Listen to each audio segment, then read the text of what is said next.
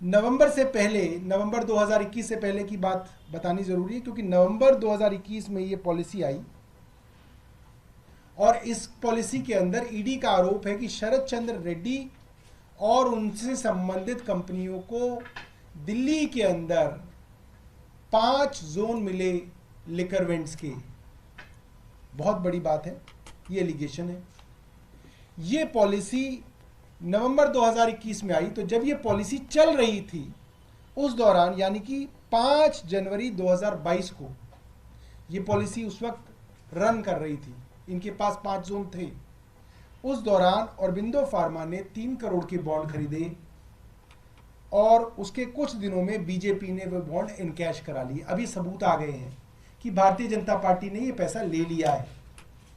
उसके कुछ दिनों बाद जुलाई में ऑरबिंदो फार्मा ने 1.5 करोड़ रुपए के बॉन्ड खरीदे।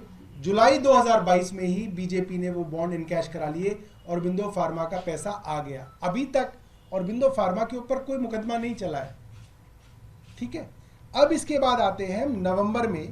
अब आपको मालूम ही है कि जुलाई के अंदर ये पॉलिसी 2022 में वापस आ गई, सरकार ने वो पॉलिसी वापस ले ली और ये बात होने लगी, सब जगह मुकदमे दर्ज होने लगे, सीबीआई के मुकदमे दर्ज हो गया कि ये जो कंपनियां हैं ये अब रडार में हैं, इनके ऊपर जांच चल रही है। अब आप सुनिए कि 9 नवंबर को 2022 ईडी शरद चंद्र रेड्डी को बुलाती है। शरद चंद्र रेड्डी कहते हैं कि मैं अरविंद केजरीवाल से कभी नहीं मिला, कोई पैसे का कोई लेन देन नहीं है, कोई सवाल ही नहीं उठता। अगले दिन 10 नवंबर 2022 को शरद चंद्र रेड्डी को ईडी गिरफ्तार कर लेती है।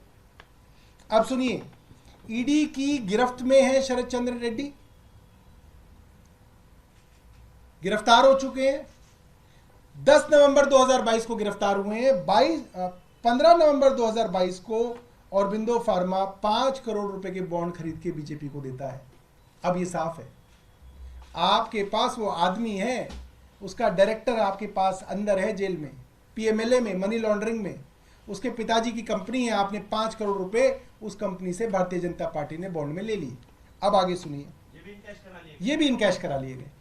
इसके बाद 6 जनवरी 2023, इस वक्त शरद चंद्र रेड्डी जेल में है, 5 करोड़ रुपए देने के बाद भी जेल में है। शरद चंद्र रेड्डी से दोबारा से पूछा गया, चार्जशीट दायर की गई। चार्जशीट के अंदर ईडी ने कहा कि शरद चंद्र रेड्डी ने माना नहीं है, मगर ईडी कह रही है कि यह किंगपिन है। जो कल अरविंद केजरीवाल जी को किंगपिन बताया जा रहा था, वो 6 जनवरी 2023 में शरद चंद्र रेड्डी थे, उनको किंगपिन बताया गया और उनके खिलाफ चार्जशीट दायर कर दी गई और बताया गया ये सबसे बड़े बेनिफिशियरी हैं। जैसे कल अरविंद केजरीवाल जी को बताया कि ये किंगपिन भी है और बेनिफिशियरी भी है, ये शरद चंद्र रेड्डी थे 1 साल पहले।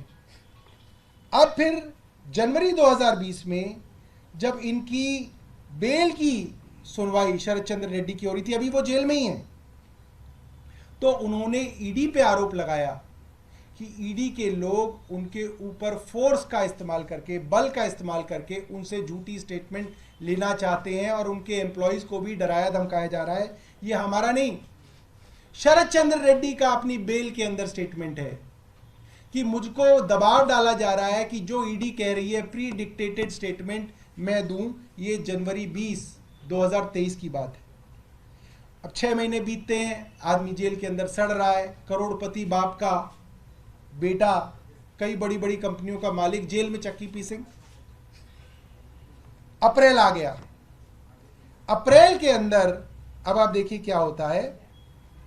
अप्रैल के अंदर करीब 6 महीने बाद शरद चंद्र रेड्डी स्टेटमेंट दे देते हैं कि हाँ मैंने 100 करोड़ रुपए दिए।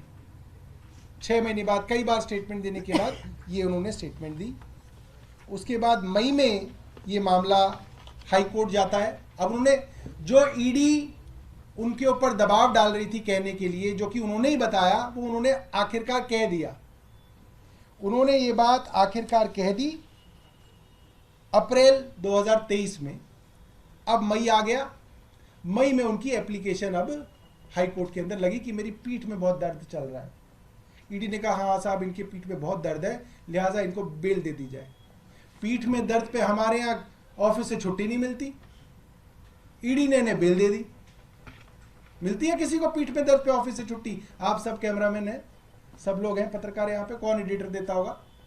ईडी ने इनको बेल दे दी 8 मई 2023 को, और जैसे ही बेल मिली, पंछी आजाद हुआ। 2 जून 2023 को कहा गया सरकारी गवाह बने शरद चंद्र रेड्डी, मतलब सरकार की शरण में आ गए। अब जब शरण में आ गए तो जैसे जो भी शरण में आता है फिर वो प्रसाद चढ़ाना पड़ता है। फिर आप प्रसाद की कहानी सुनिए। जून 2023 में शरद चंद्र रेड्डी अप्रूवर बन जाते हैं, और नवंबर 2023 में जब सरकार को पता है कि ये मनी लॉन्ड्रिंग का आरोपी है, इसने तथाकथित तौर पे 100 करोड़ रुपए की रिश्वत दी, ये जेल में था, उस आदमी से उसकी कंपनियों के थ्रू 3 कंपनी जिनके नाम आतिशी ने बताए, पहली कंपनी औरबिंदो फार्मा और उसकी 2 सब्सिडीज से 50 करोड़ रुपया भारतीय जनता पार्टी ने लिया।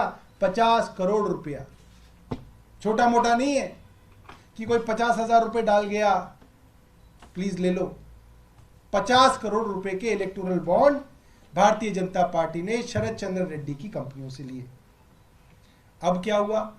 ये तो क्योंकि छुपा हुआ था, किसी को पता ही नहीं चलना था किससे कौन क्या ले रहा है, किसी को बताना नहीं था। कानून बना दिया था देश में कि कौन सी कंपनी किससे पैसा ले रही है, कौन सी कंपनी किस पार्टी को पैसा दे रही है। ये कानून है देश का कि किसी को नहीं बताया जाएगा।